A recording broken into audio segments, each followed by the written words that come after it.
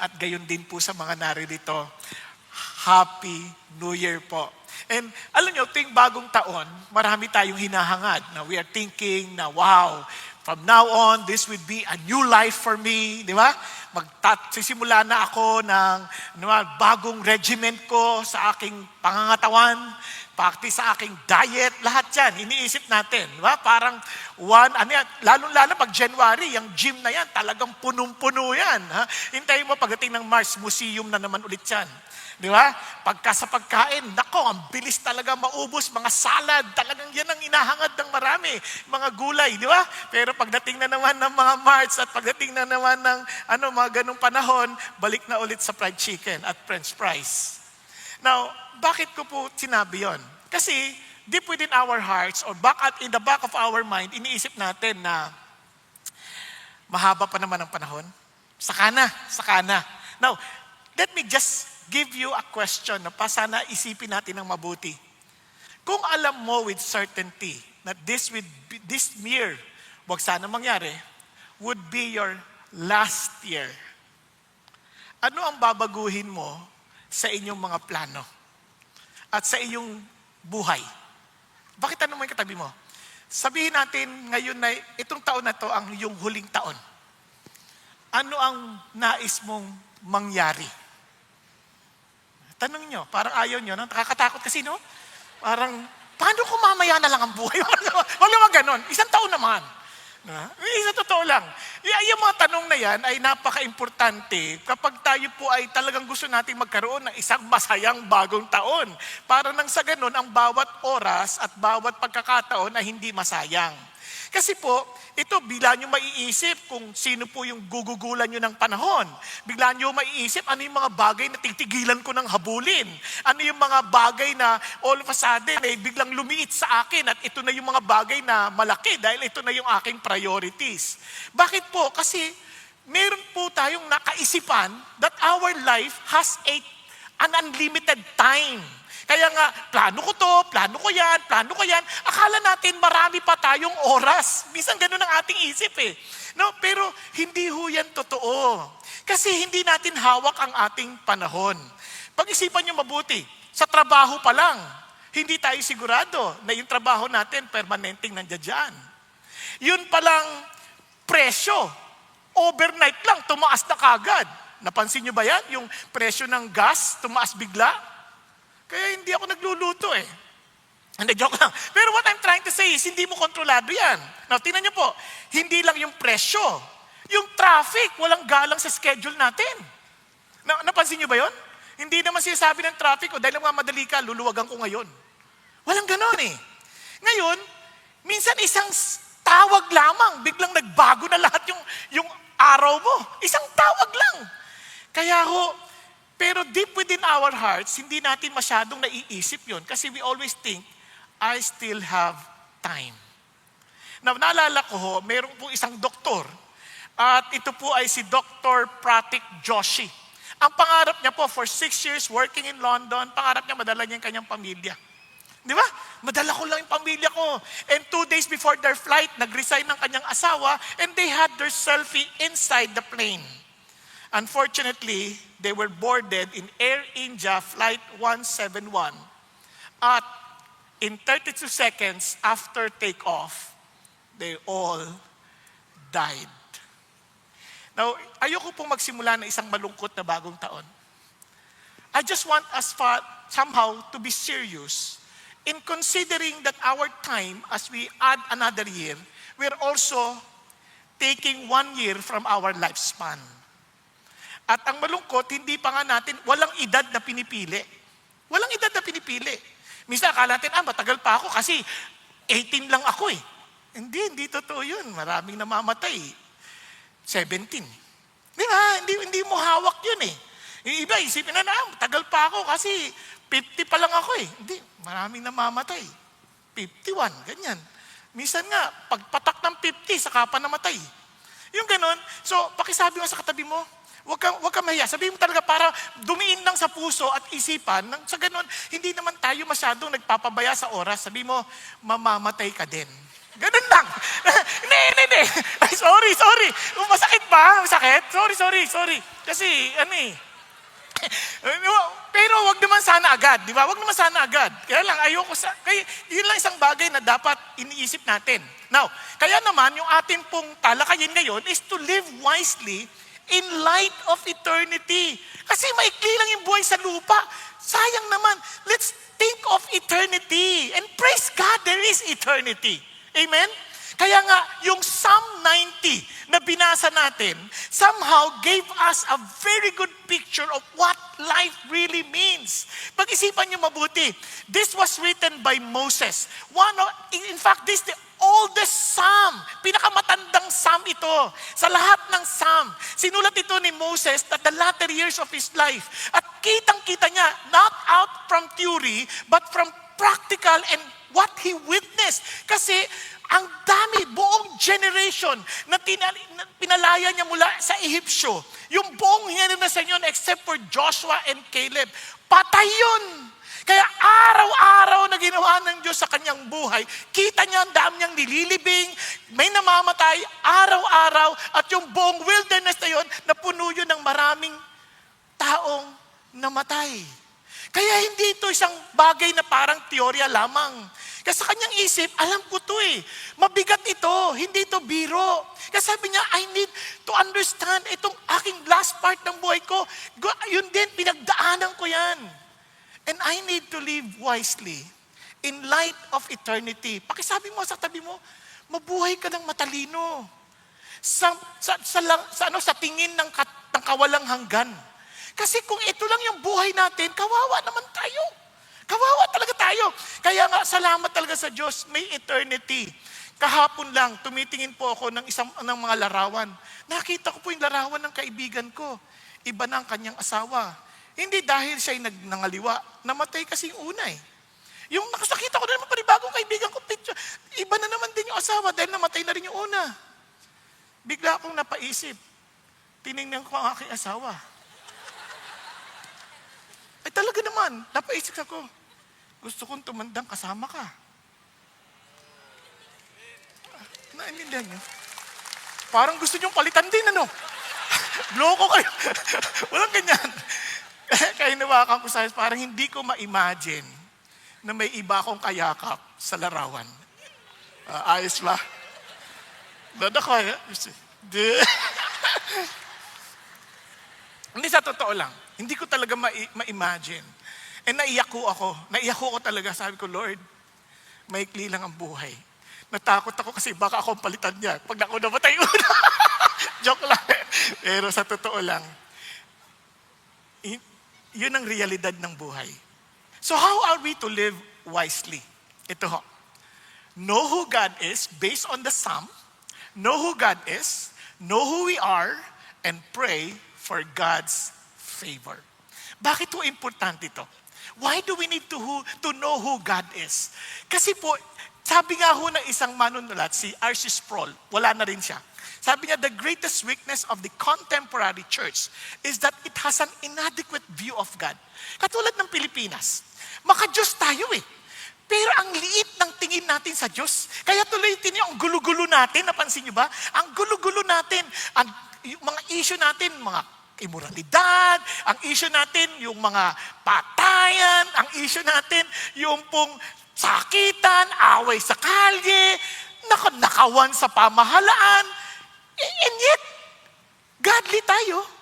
Nagdadasal tayo sa mga meetings, pero wala tayong takot sa Diyos. Kasi ang liit ng tingin natin sa Diyos, na para bagang pwede natin siyang pagtaguan, pwede natin siyang tulugan, ay hindi kayo, sorry.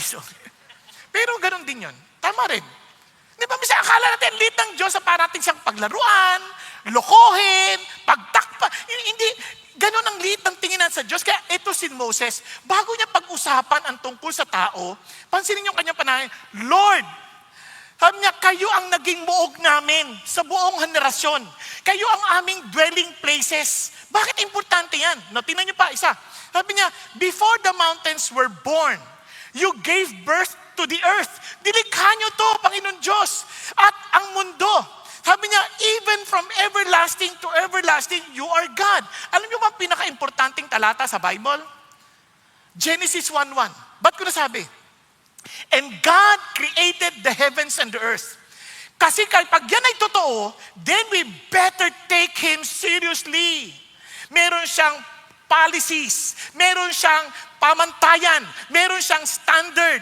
Ibig sabihin, you want to live well in this world, you want to understand what life really means, since He created the heavens and the earth, and He created us, we better get to know Him. That's the idea. Kasi sabi niya lang dito, Lord, mula pa sa simula, kayo ang pinanggalingan ng lahat. Now listen, nung sinasabi ni Moses ito, unang-una wala silang tirahan. They were just wandering in the wilderness from one place to another, living in tents. Inaatake sila ng kalaban. Inatake sila ng Amalekita. Inaatake sila ng maraming mga kaaway. And yet, look at them. Sabi niya, Lord, you are our dwelling place. Kasi ang aming seguridad sa buhay, wala sa lugar. Kasi naintindihan natin yan, palipat-lipat tayo. Mga nagre-renta sa atin. Yearly na lang, lumilipat tayo. Diba, hindi madali yun? At yung mga nagre-renta sa atin, pag wala na rin pangbayad, lilipat na rin. Ni hindi alam ng may-ari kung saan ka napunta. Nandito siya sa CCF. Hindi naman. Diba, yung iba, nagtatrabaho sa malayo. Ibig sabihin, ang layo ng kalapin nagtatrabahuan. Yung iba naman, nagtatrabaho sa ibang bansa. Nagpo-provide sila faithfully for their family. Yes, meron silang tinitirahan. Pero wala silang tahanang masasabing, yes, mapanatag kami dahil alam namin this will be permanent. Di ba? Ganyan ang kanilang pakiramdam. But, sabi niya, buti na lang, the God we serve is eternal, unchanging, unrust, hindi nagmamadali, unafraid of the future dahil He is the one who holds the future. Praise God. Yun ang Diyos natin, but we are not. Hindi tayo. Kaya nga, our deepest security is not a place. It is a person. Wala sa lugar. Hindi, pag dahil nakatira ako sa gantong kondo, safe na ako. Hindi totoo yan. Dahil nakatira ako sa bundok, di na ako babahain. Hindi totoo yan. Tanong niyo sa Baguio, nagbabaha. Ang taas na lugar yun. Naintindihan po? Wala akong safe na lugar, ngunit meron lang safe na Diyos na panghahawakan. Yun ang tiyak tayo. Kaya if we know Him, and we say no, hindi lang yung no na intellectual knowledge. Kung close tayo sa Kanya, wala tayong takot. Wala tayong takot. Kaya nga sabi ni Moses, tinan nyo, the eternal God is your dwelling place. Yan ang dapat yung puntahan. Diyan kayo humanap ng refuge. Yun sasabi niya. At hindi, kaya tinan nyo ha, sasabi sa Isaiah 40, hindi lang siya eternal refuge. Kasi sabi niya, you are an everlasting God. You are the Creator. Di ba ang sarap nun? Itong katotohanan na to, quietly confronts us that we are not in control, but God is. Bakit yan importante? Minsan akala natin tayo may control ng bukas eh. Minsan dami natin plano. Ito gagawin namin, ito gagawin namin. Pero hindi natin hawak ang bukas. Minsan naisip natin, kaya ko to. Come on, wag ka na magkunwari. Be honest. Una-una, hindi nga natin makontrol ang ating appetite minsan eh. Di ba? Hindi nga natin makontrol minsan ang ating panonood ng oras eh. Minsan naubos oras natin sa Reels. Meron na nag-text, nagbabasa ka pa lang eh. Reels na, Reels. Ay! Wala nang oras, gabi na pala. Yun pa lang, hindi na nakokontrol eh. Iba nga sa atin, hindi nakontrol eh. Nakatulog na eh. Diba? Pag-isipan niyo mabuti. So, buti na lang, we have a God who is in control. He does not change. His character does not change. His purpose does not change. He cannot change for the better. Why? Because He's perfect. No? Kaya, mapapanghawakan natin siya. And why is that important? Because wisdom is not mastering life. Kaya ang daming mga encouragement. You want to have a better life, you attend this conference, you learn this. But hindi. It is not about mastering life. Wisdom is trusting the God who stands outside time. Amen? Hindi siya hawak ng panahon. Hindi siya nasosurprise sa mga nangyayari. Dahil siya ang nakakaalam ng nakaraan, kasalukuyan, at maging sa kinabukasan. Bakit? Because He is the same yesterday, today, and forever. He is the Alpha and the Omega. Siya ang simula at siya rin ang huli. Praise God. Ibig sabihin, kahit anong pagtatawa ng ibang tao, ikaw relax ka lang. Bakit? Ang Diyos ko ang may huling kartada at siya ang may huling halakhak. Okay ba yan? At ang tanong, kilala mo ba siya? Kasi yun ang assurance natin. My assurance and my comfort for 2026, hindi dahil nag-aral ako, dahil matalino ako, hindi. Ang comfort ko at confidence ko, hindi dahil malaki yung negosyo ko, dahil maraming negosyo nagsara at magsasara. Pero ang confidence ko is my God is alive. And my God is powerful. He is everlasting, my dwelling place. Yun ang confidence natin. Hindi asawa. Hindi po anak. Minsan yung anak ang ginagawa nating confidence. Eto, pinag-aral ko to. Praise God. Doktor na. Maaayos ng buhay namin. Nagkasakit. Paano? Siya ang na-doktor. Paano gagawin natin? Nakuha ninyo? Etong anak ko, abogado na to, panalo na to. Nakulong. Baliktad ito. Ano gagawin natin? Hindi natin, walang kasiguruhan eh. Kaya nga, buti na lang, yung Diyos natin ang ating mapanghawakan. Amen po? Kaya naman, kailangan din natin maging tapat at maging totoo. We need to know who we are. We need to understand, ano ba tayo talaga? Kasi maraming tao hindi nila alam kung sino sila eh. Sa totoo lang, maraming nga di magtatanong, hindi mo ba alam kung sino asawa ko? Hihingan lang na ID yun. Di ba? Hindi mo ba kilala ang asawa ko? Kawawa naman yung asawa niya, hindi sinabi sa kanya kung sino siya. Kaya, we need to be honest. Sino ba ako? Tingnan yung prayer niya, no? You turn back into dust and say, return, O children of men. Sabi niya, for 1,000 years in your sight are like yesterday. Sabi niya, when it passes by, or as a watch in the night. Alam niyo, isipin niyo, 20, ano na tayo? 26. Parang kahapon, sa Lord, parang kahapon lang yun. Diba? Parang kahit ilang libong taon na yun, parang kahapon lang. At ito amazing. As a watch in the night, ang ginamit niyang metaphor is parang sundalo nagbabantay sa gabi. Diba? Nagbabantay, parang biglang naidlip sandali, ginigising ka na. Parang, huy, ano ba? Katutulog lang eh. Parang gano'n, di ba? Parang nagbabantay ka eh. Parang sinasabi niya, ito yung buhay ng tao. Parang sandali lang. Nagpahinga ka lang sandali, mamaya konti. Buhay ka na naman. Kailangan ka na naman bumangon. Di ba? At hindi pa yun, dinuktungan niya pa. And sabi niya, you have swept them away like a flood. They fall asleep. And sabi niya, in the morning, they are like grass which sprouts anew. Tapos biglang ano?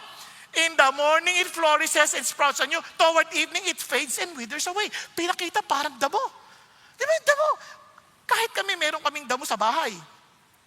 Yung, parang, ang ganda-ganda. Mamaya konti, nanunuyo na. Pag hindi na nadiligan. Parang sandali lang ang buhay. Ano sinasabi niya? Ito ang katotohanan sa isang buhay ng tao. Maikli lang yung buhay natin. Hindi mahaba. Huwag nating iisipin na marami tayong pangpanahon. Alam nyo, ang sinasabi na sa atin, alam nyo kung anong klaseng buhay natin? Asan na nga ba yung aking pang-spray? Nakalimutan ko ata sa kwarto. Pakikuha nga. Ang buhay natin sobrang ikli. Sobrang ikli. Sabi ni James, dami natin mga plano. Tomorrow, I will go there. Tomorrow. Sabi ni James, hindi mo naintindihan ang buhay mo. You are just what? A vapor. Sa ibang translation, a mist. Sabi niya, that appears for a little while and then vanishes away. Pag-isipan niyo mabuti ito. Tingnan niyo. Magic. Yun. Yung mist. Yun lang yung buhay natin. Naintindihan? Yung akala mo, wow, ang dami ko na-accomplish. Bukas hindi ka na maalala. Di ba yung maraming tao doon, wait, pa-picture. Ang hihilig sa picture ng tao. Bukas yung pinicturean mo, patay na yan. At sino na magtatago at titingin sa picture na yan? Pagtingin pa niyan, sinong pangit to? Hindi na rin kilala. You know what I'm trying to say? Life is too short. Kumbaga, huwag mong isipin na mahaba pa ang buhay natin. Ang isipin mo, sa totoo lang, isang tawag lang, nag-iiba na lahat ng bagay.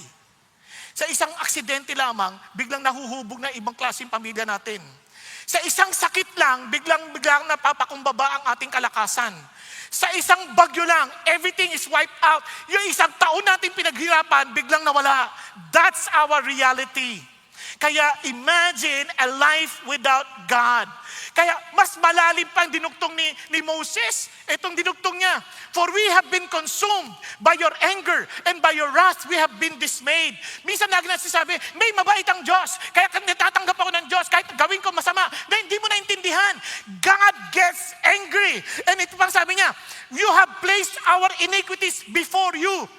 Our secret is in the light of your presence. In other words, don't play with God. He knows what we are going through. He knows what we are doing in the secrecy of our lives. He knows. Marami nagsasabi, bakit pinahintulutan niyo ito, Panginoon Diyos? You're so unfair. Ang bait-bait ko. Ang bait mo. God knows your background. God knows everything that you're doing in darkness. You cannot hide from God. Yun ang sinasabi ng Lord. Wala tayong ipagmamalaking mabait tayo because we are all sinners. God knows that. Kaya sabi niya, kaya ang hirap ng buhay natin, kaya clean ang buhay natin kasi dami nating kalokohang ginagawa. Hello? Akala natin mapapagtaguan natin ng Diyos? Yung sinasabi ng Diyos, hindi. Hindi mo siya mapapagtaguan.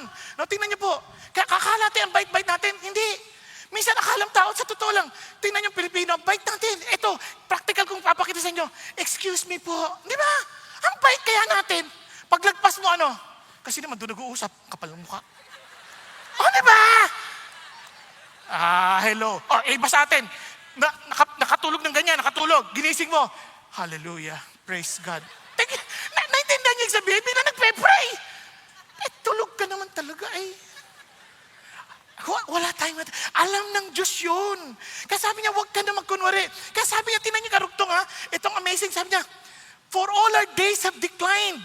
In your fury, we have finished our years like a sigh. Parang, yung lahat ng ginagawa namin, Lord, dami naming mali. Alam niyo lahat ng pain natin sa buhay, pag-isipan niyo, balikan niyo lang sandali. Hindi tayo sumunod sa Diyos. Hindi natin inalam anong gusto ng Diyos. Kaya pagdating natin, ito lang ba buhay? Ganito lang ba talaga? Sa tanong ko yan doon eh. Sabi ko, Lord, ba't mo ako nilikha? Para magdusa? Para maghirap? Ganito lang ba talaga buhay? Ano ba to? Kaya sabi nga ni Moses, tignan nyo ha, may reality ng judgment ang Diyos. Dito pa lang sa lupa, nararamdaman na natin. All the more, pagdating sa langit. Kasi it is appointed unto man to die once, after which judgment. Kaya wag natin biruin, akala natin, pag namatay ka, buti sana kung patay ka lang. Ang isip ng tao, pag namatay ako, pahinga na. Di totoo yan. Kasi may paghuhusga. Maliban na lang, hindi ka nahusgahan, praise God, kasi nalipat ka from judgment to life. Paano kung hindi? Yun ang malaking katanungan. Kaya naman, tingnan niyo ang sabi ng Lord. Kasi sabi niya, tingnan niyo naman buhay namin. As for the days of our life, they contain what? 70 years? Or if due to strength, 80 years? Pero anong pagmamalaki natin? Labor and sorrow. For soon it is gone and we fly away. Grabe, no? Huwag tayong sino dito mga 60 and above? Isipin nyo, pag 60 and above ka na. Hindi ako nagsabi, kayo yun ha? Hindi, sabi ng Bible eh. Kaya minsan, ang lakas-lakas, 70, natulog lang, hindi na nagising. Nasa service yun. Ay, hindi dito. Naintindihan yung sabihin? Kaya kung yung normal na pamumuhay pa lang ng tao, kasi wala naman sanang death kung may lang kasalanan eh. But sabi ng Bible, if you eat this fruit, you shall surely die. And that's the truth. We shall surely die. We cannot avoid it. Kahit anong inom natin, kahit mag-stem cell pa tayo, mamamatay at mamamatay. Aabot ka marahil 101? Pero yun ang pinakamalungkot mong buhay. Bakit? Yung mabuhay ka ng 80 pataas? Bakit ko nasabi? Wala na mga friends mo. Mag-isipan nyo. Kahit bigyan ka pa ng 100,000 ng gobyerno dahil umabot ka 100, hindi mo ma-enjoy. Bakit? Ang nag-enjoy, mga apo mo. Sila ang naglalasingan dahil ikaw naman nakatingin ka ng ganyan. Anong meron? Ayun, kung makapagsalta ka pa. Kung wala na talaga, sabi ng Ecclesiastes, anong meron? Di ba ang lungkot? Yan ang katotohanan ng buhay. Kaya sabi niya, anong pagmamalaki natin? Di ba? Pride. Sabi niya, anong pride natin? Labor and sorrow. Tingnan nyo, makinig kayo sa mga kwento na matatanda. Noong panahon namin, iha, ang hirap ng buhay namin. Walang internet. Ngayon, pagkagdaan nyo naman, yun ang kikwento nyo, alam, hirap ng buhay namin. May internet, pero ang bagal. Laging buffering. Pagdating ng panahon, ano yung kikwento mo?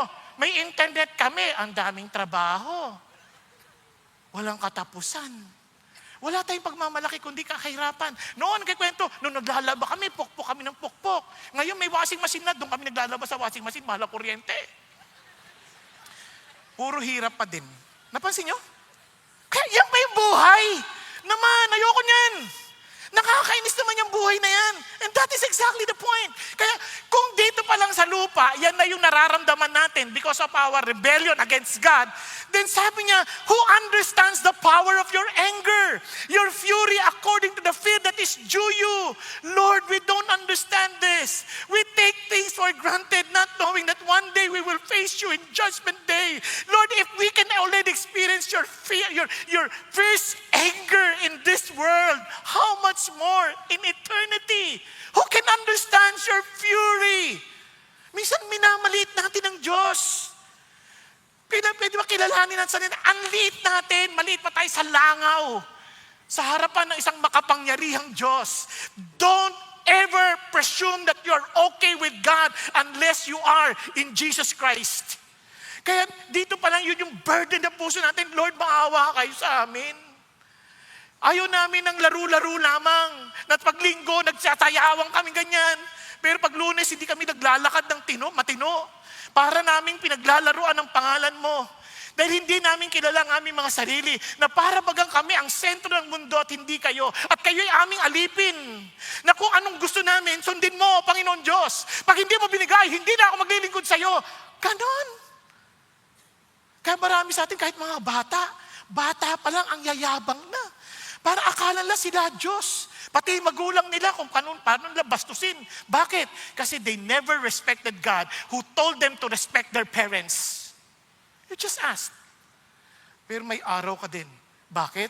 Kasi sabi ng Lord, sino nakakaintindi? Kaya we better understand who we are. Kaya naman, kung naintindihan natin kung sino tayo, it is better for us to be in repentance because repentance is not weakness, it is wisdom. Every day of our lives, Lord, nalihis po ako. Pwede bang ibalik mo ako? Lord, pwede bang ilihit mo ako? Kaya nagpapasalamat ako sa Diyos kasi nakita ko yung kamay ng Diyos. Paano niya ako binabantayan? Kung madidipulis ka na, anak, kasi bakit? Kasi naintindihan ng Lord, takot po ako sa'yo.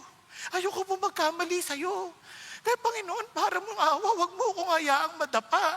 Dahil takot ako. Buti na lang pangako ng Diyos, hindi kita hayaang madapa at masubsob dahil hawak kita. Kaya naman tinuruan tayo ng Diyos, remember? Lead us not into temptation but deliver us from evil. But are we doing that? Do we truly understand who we are? That we can honestly say, Lord, wag niyo akong hayaang matukso. Di ba? Nanonood ka pa lang ng TV. Lord, wag akong hayaang matukso. Lord, di ba? Naalala ko, nagte-therapy ako. Kasi pa nagte-therapy ako, kaya nag-exercise ako, nanonood ako ng TV. Kasi mahirap namang 30 minutos ka nakaupo ganyan, di ba? Kaya nag-exercise ka ganyan, di ba? Kung ano-ano, wala ka namang naiisip. Mahirap mag-audiobook, saan man makikinig iba. Nanonood ka rin minsan. Pag manood mo, buti na lang, pag mayroong mga portion na hindi maganda, galing ng Holy Spirit, dumarating bigla asawa ko. Ano yan? Ay, wala. Forward yan. Kaya ikaw, paki-forward kasi nakahawak ako. Bakit? Marunong ang Diyos. Alam niya paano tayo poproteksyonan. Kung ang puso natin laging, Lord, in repentance, because it's not weakness, it is wisdom. Hello? Pakisabi sa katabi mo, when was the last time you really repented to the Lord and say, God, I want to be serious with you? Pakitanong mo ng katabi mo, sige na. Hindi ka ba nahihiya na hindi mo siya kinakausap? Sabihin mo, magkapatid kayo, mag-anak. Sabihan mo, malay mo, bukas wala na yan, hindi mo alam. Nauwi na sa probinsya o kaya sa pinagtatrabahuhan niya. Babiyahin na, hindi mo alam eh. Di ba? Kaya buti kausapin mo na siya ngayon. Di ba? Kaya ano sabi ng Lord? Kaya tingnan nyo ano request ni Moses. Teach us to number our days that we may present a heart of wisdom. So, we need to ask God for favor. We need to pray to God's favor. Kasi nga, ano ibig sabihin ng favor? Lord, alam ko naman, kailangan ko kayo kasi yung favor, parang ano yan grace yan. Yung parang you don't deserve it, but God is very much willing to give it to you. So, hindi masamang lumapit kay God. Lord, alam ko, I don't deserve this, but I'm asking you because I have no other hope but you. Naintindihan? Yung bang naintindihan mo deep within your heart. Dahil nakilala mo kung sino si God, nakilala mo kung sino yung sarili mo, Lord, alam ko, wala akong kakayanan, so please, I just trust you. I just believe in you. Kaya ano yung sinasabi na? Anong favor? Tingnan yung una, ni-request niya, para mabilis yung maintindihan. Pray for the favor of wisdom, pray for the favor of loving kindness, pray for the favor of joy, and pray for the favor of lasting legacy. Tingnan niyo po, wisdom for example. Sabi niya, so teach us to number our days. Anong request niya? That we may present to you a heart of wisdom. Sabi niyo, Lord, maikli ng buhay namin. Pwede niyo bang habaan? Hindi ganun na kanya request. Lord, maikli ng buhay namin. Pwede niyo bang, pagpalain ko ng maraming pera? Dahil maikli ng buhay namin Hindi ganun na kanyang request. Ano request niya? Lord, bigyan mo ako ng wisdom. Bigyan niyo ako ng wisdom. Ano ba yung wisdom? Wisdom in Scripture is not intelligence. Hindi yan talino. Wisdom, it is living rightly in light of God's will. Lord, dahil alam ko, maikli lang ang buhay ko, pwede niyo pang turuan paano mabuhay ng tama ayon sa kalooban ninyo. Kasi kung kayo yung may likha, kayo yung hindi nagbabago, kayo yung maaasahan namin, din, ba't mabuti nang sumunod kami sa kagustuhan ninyo? Tama ba? Tama? Gusto ko nang tiyakin na ikaw kakampi ko. Okay ba tayo dyan? Kaya Lord, turuan niyo po ako, bigyan niyo ako ng wisdom na mabuhay ako ayon sa iyong kalooban. Yun ang sinasabi ng Lord, ayon sa kanyang kalooban. Now, tingnan niyo po paano natin sabi na it must be according to His will? Tingnan sabi ng Bible. Therefore, be careful how you walk. Not as unwise men, but as wise. Parang sinasabi dito, kung Tagalog yan, maging maingat ka sa iyong pamumuhay. Huwag kang maging, forgive me for the term, but it's better for us to be clear. Huwag kang, ang hirap pala sabihin, no? Huwag kang, ano? Ayun, yan. Kung pwede, huwag kang hindi nag-iisip. Ano yung hindi nag-iisip? Huwag kang lagi nakatunganga, pwede ba? Pwede na yan, mas malapit tayo, Pwede, sabi niya, huwag kang lagi nakatunganga, kundi maging matalino ka. Naunawaan? Maging matalino ka. Sabi niya, tiyakin mo yung panahon. Kasi, sabi niya, bakit? Make sure, make the most of your time. Bakit?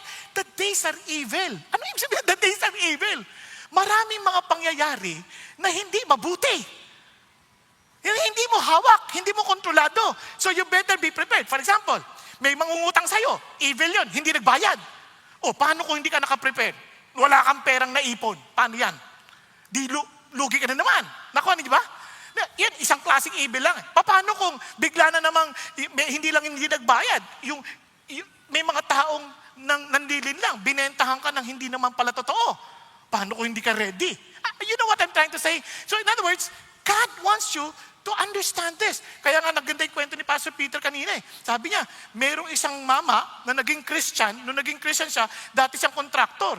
Ginive up niya yung contract ngayon kasi bagamat malaki ang kita, ginive up niya. And sabi niya, alam niyo, Pastor, dahil sa ginibab ko, kung hindi, dali ako. Ako dapat yun nandoon. Pero niligtas ako ng Diyos. After several years, pinakita ng Diyos, panalo ka at the end. Bakit? Hindi ka ngayon nililitis. Diba? Kasi pag-isipan nyo, the days are evil. Parang, kasi ang isip ng iba, everyone is doing it. Walang masama dyan. Kaya in the mind of others, wala silang ginagawang kasalanan. Kasi kung ano man nakawin nila, binibigay naman na sa mahihirap Sabi nila. Nakuha ninyo? Pero hindi. Ninanakawan niya buong bayan ng Pilipinas. Kaya naman, yung contractor na kumuha, na halip siya, yun ang nakaharap ng matindi ng mga problema ngayon sa buhay. You know what I'm trying to say? Bakit? Kaya yun ang sabi ng Lord. So then, sabi niya, huwag kang magtunga-tunga nga dyan. Sabi niya, unawain mo, tingin mo na, yung kalooban kalooban ng Diyos. Huwag kang magpa-pressure sa culture na everybody's doing it. Maraming ganyan, estudyante, ganun. Parang, better to cheat than to repeat. Ano ka ba? That's the culture. It's okay. Walang kasalanan dyan. In fact, yun ay love. Di ba? Sabi nga nung kaklase ko dati, nung nag-exam kami, pakopya naman. Ano ka ba? Masama yan. Sabi niya, love one another. Love your neighbor as you love yourself. Okay ta. Ganon din ang Diablo. May temptation din. Naggagamit din ng scripture. Di ba? Ano sagot nun? Pare ko, yung asawa ko, labo. Ang daming babae dyan. Ano ka ba? Di ba? Yan ang sinasabi ng mundo. Wala yan. Ang daming babae dyan. Ganon din yung iba. Naalala ko, meron pang sagsabing ganito. Nagka-problema sila mag-asawa. Doon siya sabi yan tungkol sa Diyos. Sabi ba naman, huwag niyo isasali ang Diyos dito, ha? Tinawag mo pa siyang Diyos kung wala siyang pakialam sa buhay mo. Pag-isipan nyo, kung wala siyang pakialam doon sa sitwasyon, ba't mo siya tinawag na Diyos? Hindi siya Diyos. Ikaw ang Diyos, inaalipin mo ang Diyos. Kasi kung siya ang Diyos, siya ang sentro, siya ang masusunod. Kaya kasali siya sa lahat ng affairs ng buhay natin. Kasi siya ay Diyos. Are you following? Kaya marami sa atin, sinasabi natin, God is our God. And yet in reality, wala siyang pakialam sa buhay natin.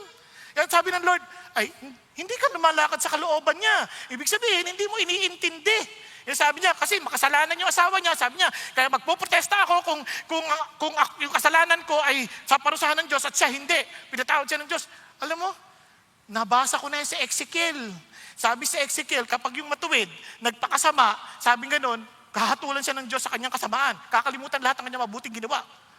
Pero yung masama, nagsisi at sumunod sa Diyos, ililigtas siya ng Diyos sa kamatayan. Kakaiba, no? Bakit? Dahil tama ang Diyos, hindi siya mali. Kaya hindi pa pwede. Kaya alam mo yung may kalooban ng Diyos. Paano? Kasi ganito ang buhay ng tao. Tingnan niyo po akala ng tao matalino tayo. Kaya sa Lucas, sabi niya, he told them a parable saying, the land of a rich man was very productive. And he began reasoning to himself saying, what shall I do? Matagumpay ako. Ang dami kong ani. Sabi niya, since I have no place to store my crops, dami kong ani. Then he said, this is what I will do. Sisirain ko yung aking barn. And sabi niya ganun, and magtatayo ako ng mas malaki. And there I will store all my grains and all my goods. Doon ko lahat iipunin. At ang sabi niya, and I will say to my soul, soul, you have many goods laid up for many years. Hindi mo na kailangan magtrabaho. Sabi niya, dami mo ng ipon.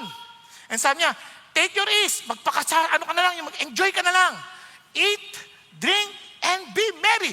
Yan ang pangarap ng marami sa atin. Ang Pilipino, ang pangarap natin, yung makaupo tayo sa tumba-tumba na wala tayong gagawin. Tumba-tumba lang na ganyan. Yes. Tapos nakataas ang ating mga paa. Di ba? Yan ang ating pangarap. Nanonood. Wala tayong gagawin. Diba? Parang habang buhay na nagtutumba-tumba lang tayo ganyan. Bakit? Nag-i-enjoy lang tayo. Palakbay-lakbay. Papunta-punta sa iba-ibang bansa. Yun ang ating pangarap. Na wala na tayong gagawin dahil we have earned much. Ang problema, ikaw ba may hawak ng bukas? Sabi ba naman ng Diyos, ay, nakatunganga ka na naman, sabi niya. Sabi ganon, ngayong gabi, haharap ka na sa akin. At sino ang mag-aari ng lahat ng iyong inihanda? So is the man who stores up treasure for himself at hindi mayaman sa Diyos. Pag-isipan niyo. After you have earned so much, mababalitaan mo, sabi ng doktor. Nagpa-executive check-up ka para masigurado mong ma-enjoy mo lahat. Sabi ng doktor, may cancer ka. Sabi niya, oo. At ito pang masamang balita. Ano? Dapat 2 araw na lang ang buhay mo. Oo. At ito pang mas masamang balita. Kahapon ko dapat sinabi sa iyo yan.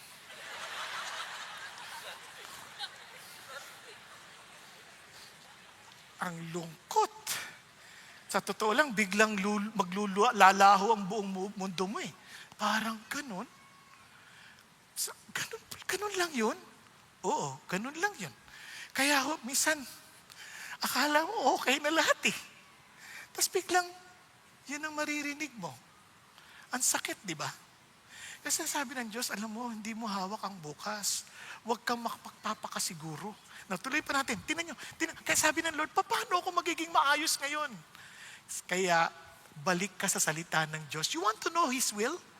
Sabi niya, this book of the law shall not depart out of your mouth. Para hindi yan maalis sa labi, dapat punong-puno yung puso. Because out of the abundance of the heart, the mouth speaks. Amen? And sabi niya, and you shall meditate on it day and night. It is as if saying, you have to meditate day through the night. Alam niyo ba yung meditate na word? Parang yung pagnguya ng baka sa damo. Kung nakapanood kayo sa farm, yung baka, nguya ng nguya yan, kahit wala ng damo. Nguya ng nguya, anong ginagawa niya? Lulunukin niya yan. Tapos ilalabas niya ulit. Ngunguyain na naman niya. Tapos lulukin na naman niya. Tapos ilalabas niya ulit. Ganun niya, binabalik-balik niya, pinag-iisipan niyang mabuti.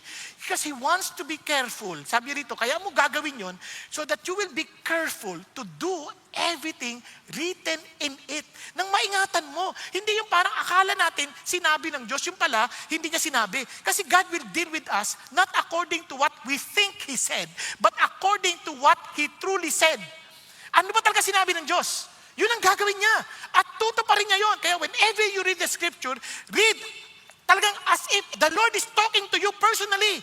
Kasi yun ang sinasabi niya. Dahil ito yung katotohanan. Kasi sabi niya, then your way will become prosperous. O sino sa inyo gusto managana sa buhay? Yung hindi nagtaas ang kamay, ayaw nyo? Kaya ako nagdurusa. Ulitin ko. Sino sa inyo gusto managana sa buhay? Praise God. Yung iba natulog pa rin. Talagang ganyan. Sabi ng Bible, ang mga natutulog, hindi magkakaroon ng kasaganaan sa buhay. Marami silang pangarap, pero magugutom sila. Sabi ng Bible yun eh. Oh, balik. Tingnan nyo ha, lahat tayo gusto natin managana. Ano ba sabi ng Lord? And you shall have success. O sino gusto magtagumpay? Yes, hallelujah. Everybody wants to be successful. Tanong, ilan sa inyo nagbabasa ng Bible? Day and night. O yan. 4 na lang. Kasi gusto ko matagumpay, Lord. Gusto ko maging...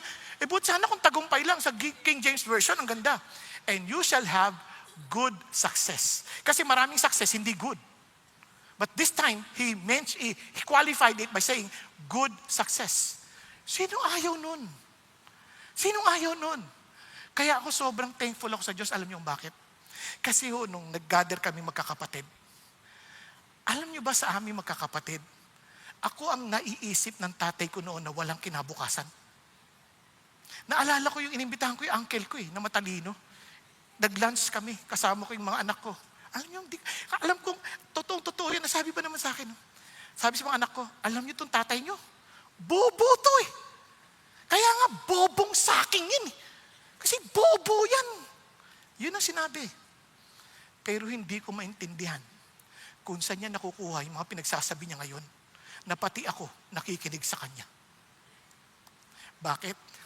Sabi ng Bible, even my teachers listen to me because I meditate on your word.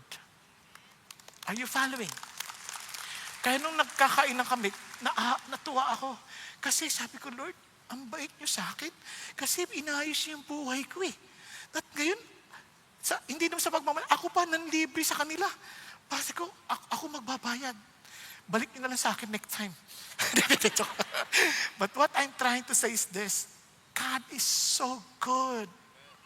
Naintindihan? At alam niyo, yun ang sikreto ng Diyos eh. You follow His will.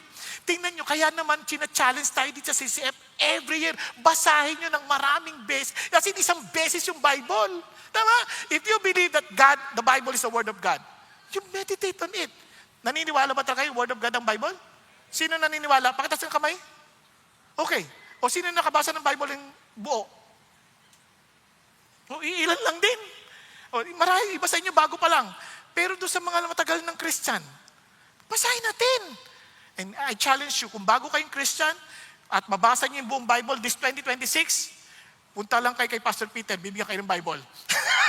Sabihin niya sa kanya, nabasa ko po yung Bible. Hindi totoo, sabi niya kanina umaga yun eh. Kaya pinapasa ko lang sa inyo.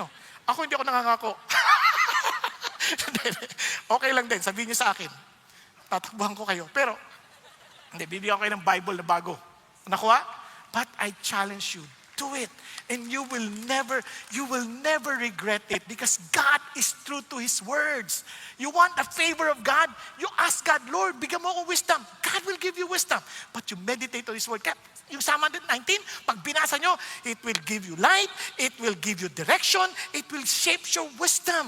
Hallelujah. Kaya nga, Lord, I'm not asking for a long life. Teach me how to live. Diba? Lord, I'm not asking you for business. Teach me how to do business according to your word. Yun ang tinuturo ng Diyos. Lord, ang sarap ata ng Panginoon. Napakabuti niya sa atin. Amen? Now, look at this. Kaya ngayon, we can also pray for what? Loving kindness. Tingnan nyo, sabi nga nun, do return, O Lord, how long will it be? And be sorry for your servant. Bakit kailangan to? Tingnan, sabi niya, satisfy us in the morning with your loving kindness that we may sing for joy and be glad in all our days. Now, simula na tayo muna sa love. Sino mang may asawa dito? Asawa. Good. Ilan sa inyo, gusto nyo na-assure kayo na mahal kayo ng asawa nyo every morning? Every morning. Parang malungkot siya sa inyo. Pero hindi nangyayari. Diba? No, alam nyo, kahit ako, gusto kong na-assure akong mahal ako ng asawa ko. Bagamat alam kong mahal ako. Nakuha ninyo? Nakuha ninyo? Kasi minsan, dahil sa hindi ka mabuting tao, nagkakamali ka, minsan, hindi pagmamahal ang nararamdaman mo, kundi ines. Di ba? Ines. Ngayon, ganun din to. Pag sinabi mong loving kindness, itong salitang ito, hindi talaga ma-interpret ng diretso eh. Kaya ang daming salitang ginagamit yan, yung word na hesed, ang daming meaning. Kaya pag pinagsama-sama mo, ito kasi hindi lang agad makuha, makapture ng buo sa English. It's a covenant love. It is not based on feelings, it's a commitment. Pag sinabi niyang mahal kita, it's a commitment. Kahit anong mangyari, walang magbabago sa pagmamahal ko sa iyo. No matter what. Kaya naman, karugtong doon ang loyalty or faithfulness. Na hindi ako titingin sa wala akong ibang mamahalin kundi ikaw lamang. Ganun yung dating. And sabi niya, and mercy. Ano yung mercy? Bagamat kahit anong bagay na karapat dapat sa'yo, hindi ko ibibigay sa'yo. Kunyari, karapat dapat kitang sapukin, hindi ko gagawin. Dahil sa kalokohan mo, karapat dapat kang parusahan, hindi ko gagawin. That's mercy. At yung grace naman, dinugtong pa talaga. Yung hindi ka karapat dapat, kunyari, hindi ka naman karapat dapat bigyan ng regalo, bibigyan kita ng regalo. That's grace. Are you following? Nagawa niyo? Ganon kalawak yung ibig sabihin ng loving kindness. Kaya nga, kung babasahin yung lamentation, yung word na hesed, pinagpapalit-palit yung salita. This I recall to mind, therefore I have hope. Sabi niya, the Lord's loving kindness indeed never cease. Hindi nagbabago yan.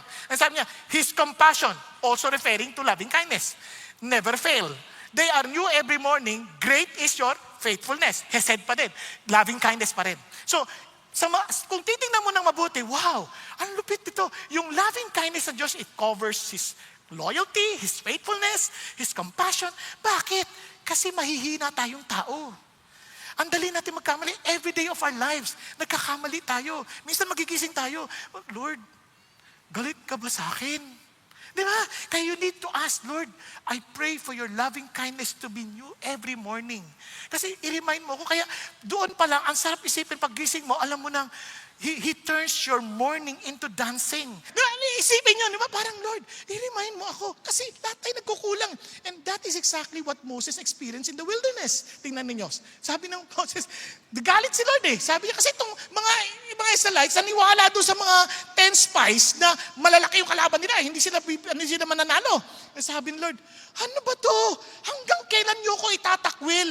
Hanggang kailan nyo ko itatakwil? Sabi niya, hanggang kailan kayo hindi maniniwala sa kabila ng lahat ng aking mga signs, mga miracles na kinagagawa sa inyo. Tumawid na kayo sa dagat na pula. Nakita nyo na paano kayo pinakain ng mana.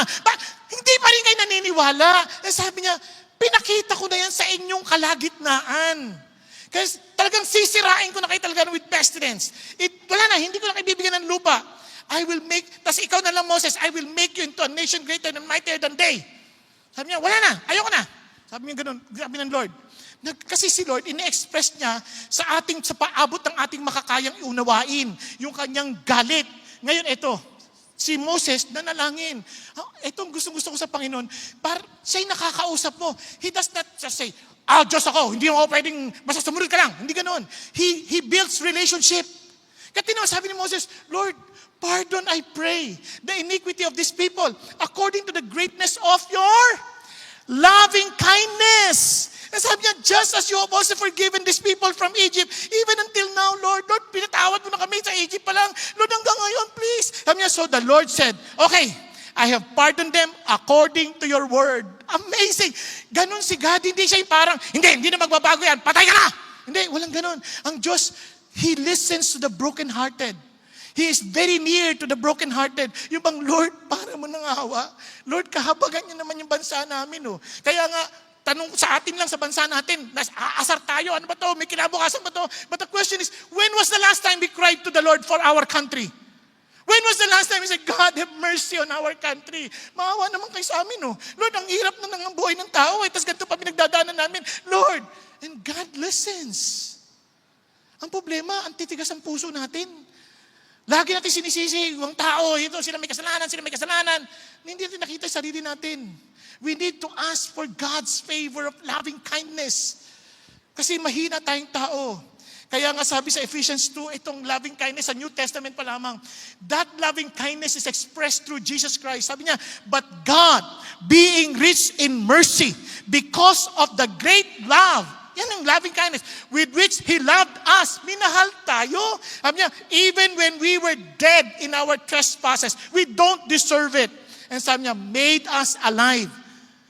Sabi niya, together with Christ.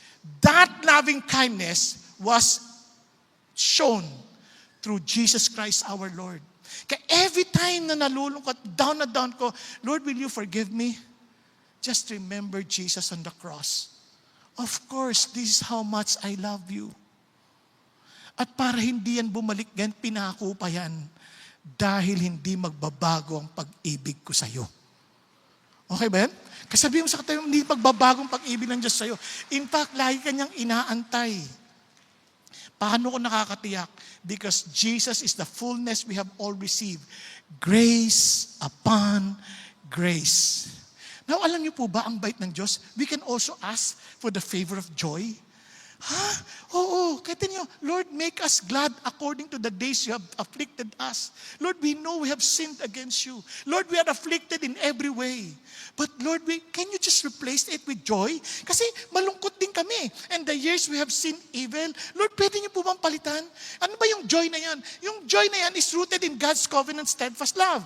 Joy that transcends difficult circumstances. Di ba kahit ano pang pagdaanan mo, meron kang kagalakan. Hindi ko sinasabi na yung joy ay tawa. Iba yung tawa, ha? Kasi iba, iniisip nila yung namatay yung tatay nila. Matay yung tatay ko. Nakakatuwa. Hindi ganun ang joy.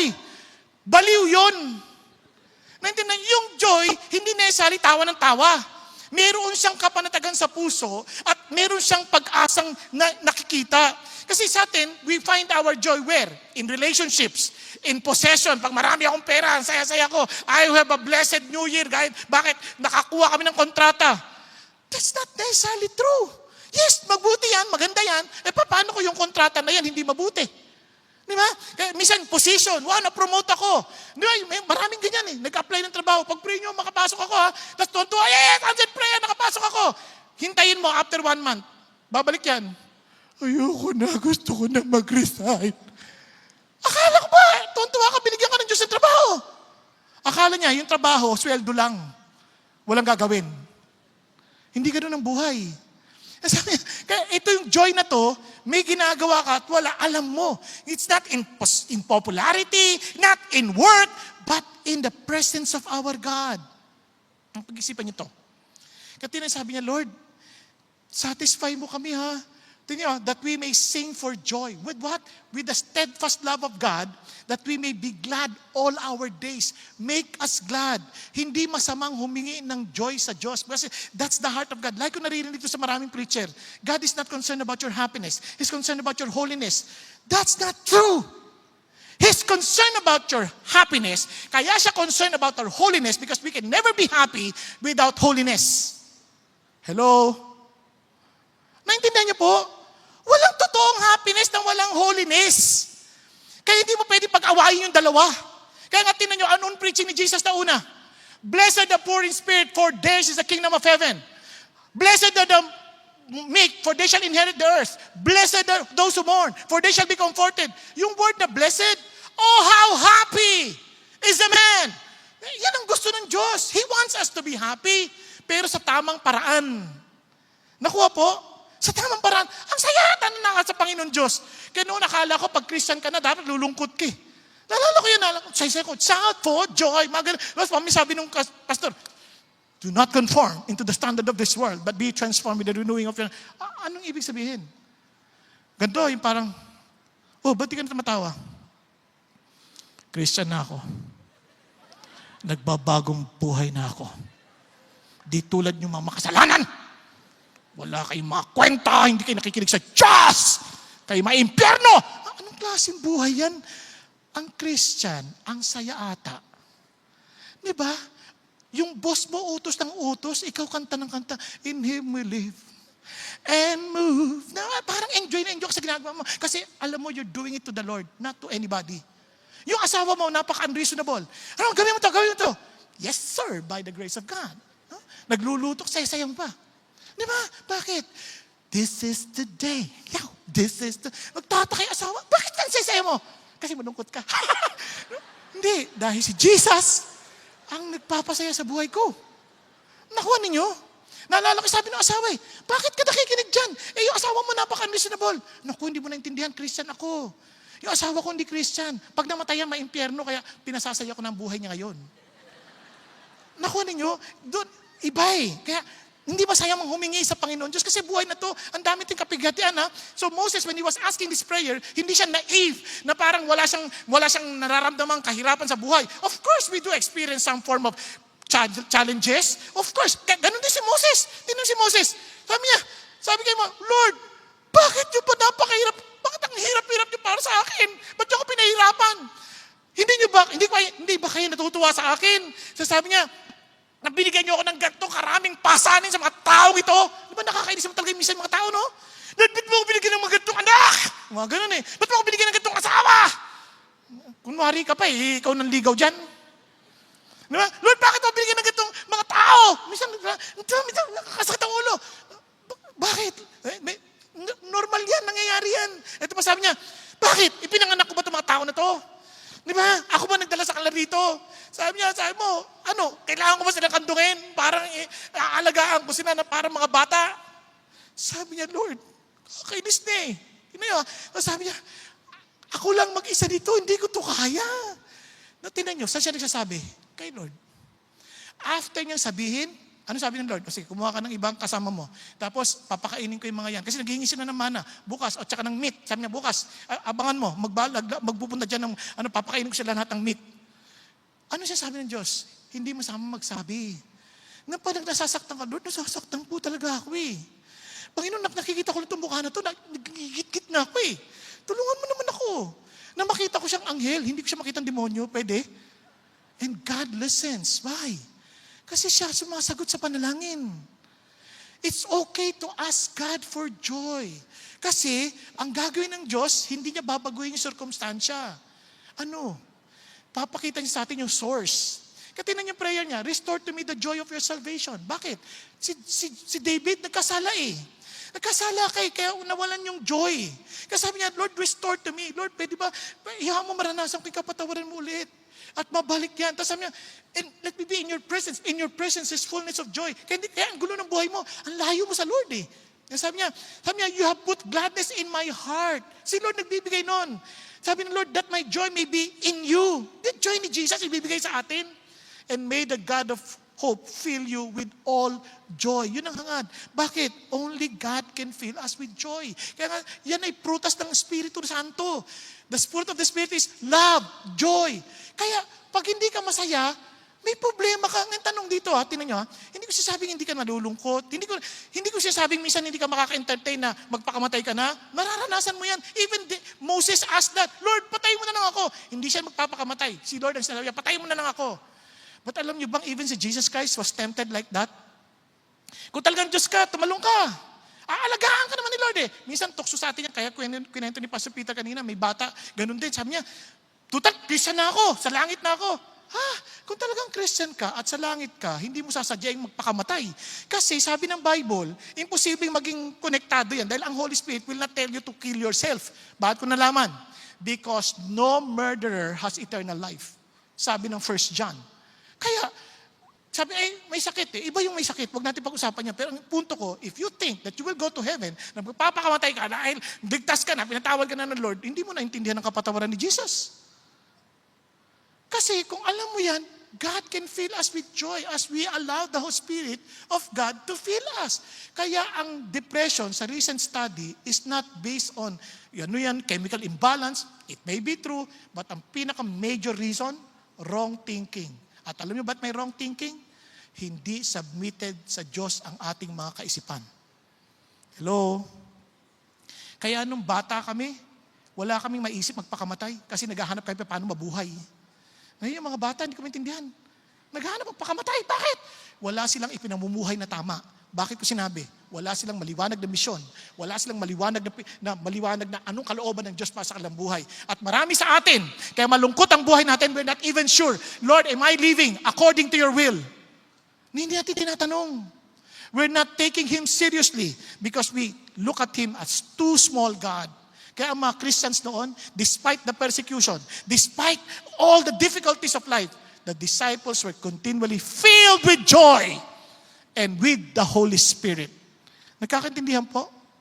And finally, ano sabi ng Lord? A favor for a lasting legacy. Alam mo, tinan yung prayer niya.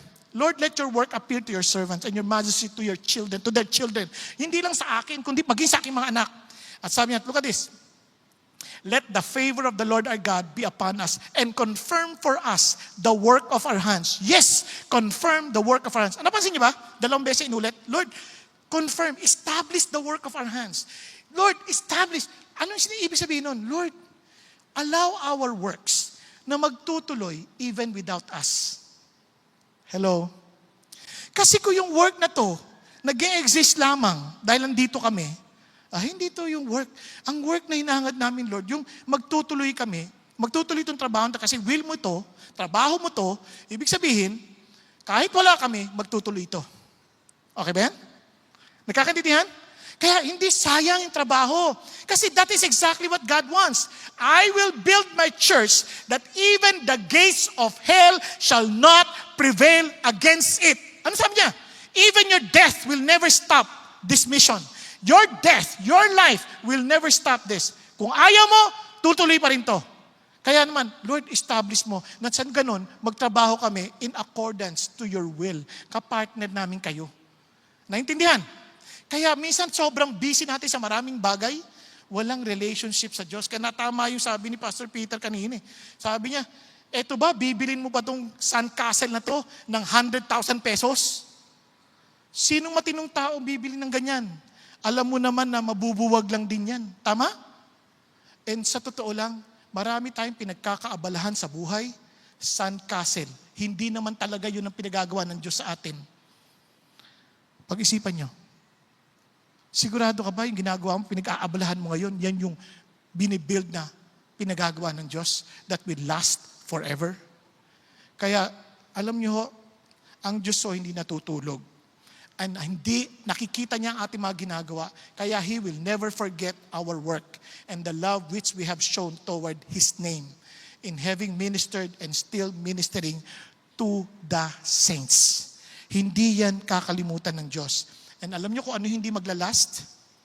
Sa Job, kanina, quiet time ko, when Job, yung kanyang mga anak namatay, at nung the latter part ng Job, dinoble ng Lord lahat ang nawala sa kanya, pati yung anak, pero hindi naging doble in numbers. For example, yung camel, yung meron siyang sheep, may 7,000, camel, ganyan. So, ang dami, lahat yung dumoble at the end. Naging 14,000, naging 6,000. Pero yung anak, dahil 10 yung anak, ganun din ang dami ng anak na meron siya after nung kanyang trials. Alam niyo bakit? Kasi yung mga kaluluwa na yon, hindi mo na kailangan doblehin. Dahil nasa langit yon, hindi naman namatay yon. Nakuha niyo? Now, itong punto ng Diyos. Kung merong hindi mawawala, kung meron tayong pag-aaksaya ng panahon, tiyakin natin, it would be in accordance to the plan of God. Kaya sabi ng Bible, the fruit of the righteous is a tree of life. He who is wise wins soul. Bakit? Ang kaluluwa, hindi yan mamamatay. In eternity, either eternal death or eternal life. But if we win this soul, we will be with Him in eternity. Hindi sayang ang ating pinagtrabahuhan. Are you following? Nagkakaintindihan? Kaya importante ho yan. Kaya, praise God. God gave us this mandate. Sabi ng Panginoon Diyos, go therefore, make disciples of all nations. So ngayon pa lang pray natin, Lord, give me someone to disciple. Someone whom I can share your gospel with. Someone whom I will see. He will commit himself to you and be willing to be identified with you through baptism.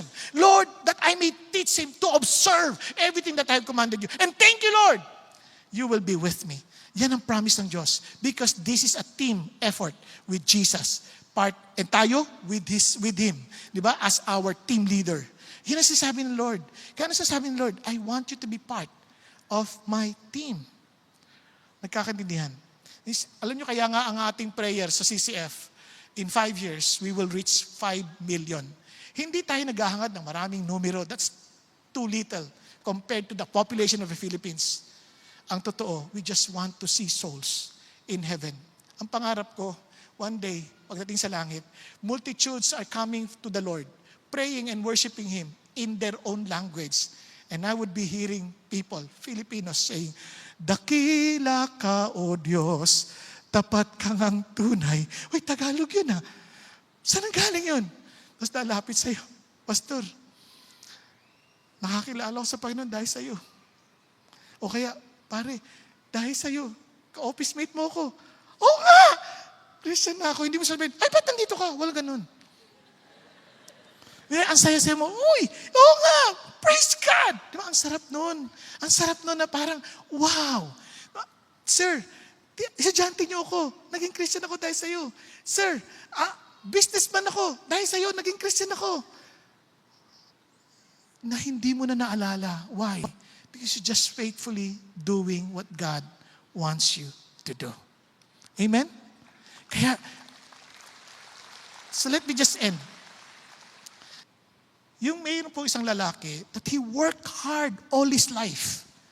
He provided well, was respected, talagang sobrang sipag, dami niyang ginagawa. He planned to get serious with God later. Whenever his wife would invite him, sweetheart, attend tayo ng service. Sasabihin niya, next year, pag hindi na masyadong busy. Sabi mga anak niya, Pa, ano ba tungkol dito sa faith? Huwag muna ngayon. Pag mas may oras na ako, explain ko sa'yo. Naniniwala din naman siya sa Diyos eh. Kaya lang, hindi siya surrendered sa Diyos. Kaya he kept on postponing his surrender.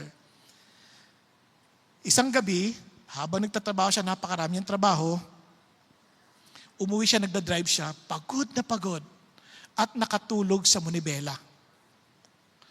At sa kinamadaling araw, nakatanggap ang pamilya niya ng tawag.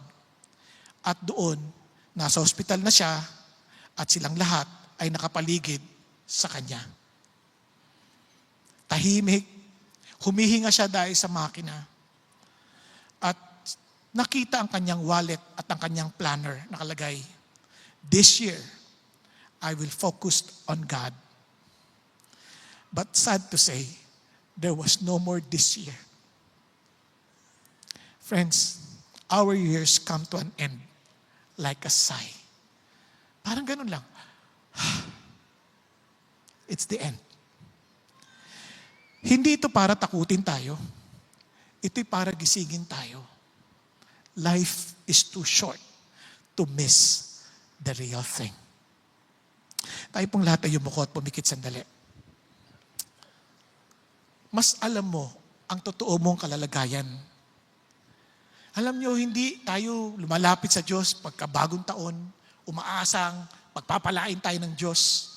Ang pagpapalay, wala roon. Ang pagpapalay, yung makasama mo si God ng buong taon. Because He Himself is the blessing. Yun ang ating kailangan. Kaya ang tanong, kasama mo ba talaga si God? Kaya umaasa ko na hindi tayo narito dahil lang sa bagong taon. Narito tayo dahil, Lord, I want to really be surrendered to you and to really live wisely in the light of eternity. Lord, nais ko po na tunay, Panginoong, maunawaan at makilala kayo ng totoo with intimacy. At maintindihan ko at lagi ko maalalang ang kaiklian ng buhay ko na minsan ang dami kong kinakaabalahang bagay na hindi naman mahalaga. Kaya't Panginoon, humihingi ako sa inyo ng iyong biyaya. Biyaya ng katalinuhan. Turuan mo ko at paano mabuhay. Biyaya ng inyong katapatang pagmamahal. Na tuwing umaga alam ko na yung pag-ibig mo hindi nagbabago at laging sariwa. Panginoon, biyaya ng kagalakan na sa gitna ng mga pagsubok ng buhay, nag-uumapaw ang aking galak dahil ang banal mong spirito ay nasa akin. At ang biyaya ng isang lasting legacy na kahit patay na ako, magtutuloy ang gawain ninyo, magtutuloy ang pinagawa ninyo sa akin at pinasimulan nyo sa akin dahil kalooban ninyo ang isinagawa ko. At ito ay aking ambag lamang habang ako'y nabubuhay sa lupa. Kapatid, alam mo kung anong totoo mong kalalagayan. Kung hindi ka patiyak na kaisa ka ni God, ang una mong kailangan gawin